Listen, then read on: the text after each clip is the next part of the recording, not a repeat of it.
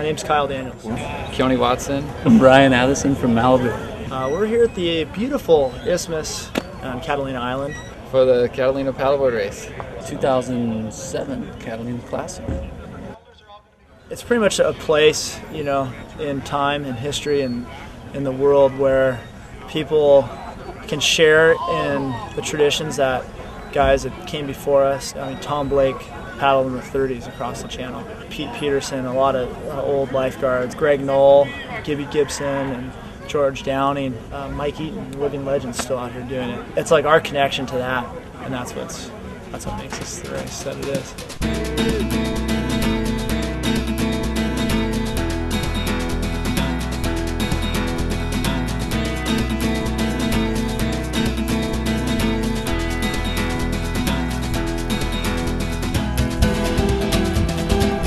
First, I'm going to just to make it across. Second, I'm going for the win. Third, the record's always the icing on the cake. But it just depends on the conditions. People might think it's glassy, but then all of a sudden it's just victory at sea. Who are you watching this year? Kyle Daniels.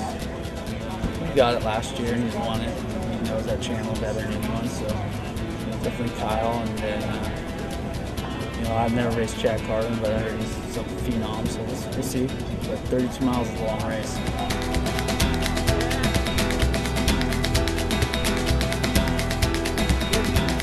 I'm as ready as I've ever been, and yeah, I think more than anything, mentally focused.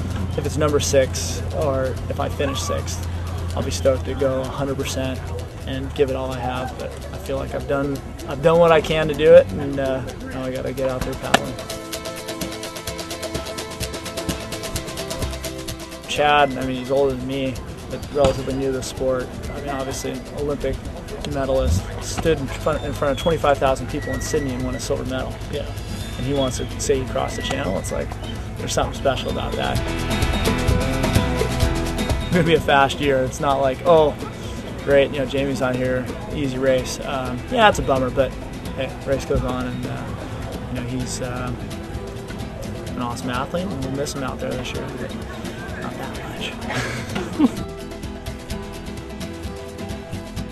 A lot of people say the race really goes down at the R10, and I see that. You know, of course, you want to have a solid go up to the R10, but if you're off your training, by the time you get to the R10, 8 more miles, you're gonna be in a world of hurt.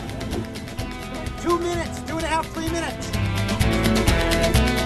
You can't this race the last 8-9 miles, whatever the R10 is. I mean, you almost have to get through that mental block, because you get there and you're seeing land, and then it's like, oh, the peninsula's cutting away again, and I've still got a long way to go. It's coming up to the first buoy. If you're not cheering, you're kidding yourself. Here it comes, folks. Here it comes.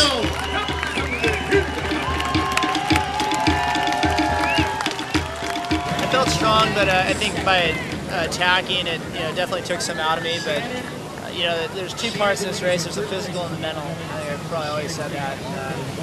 I took the chance on the physical to get the mental victory in the R10, and I think that's probably harder to overcome because we're all suffering, you know. And you remember that, you go, oh wait, everybody's in the same pain. But yeah, so I don't know, I'm hurt now. That's Brian Addison, the second place finisher in your 2007 Catalina Classic.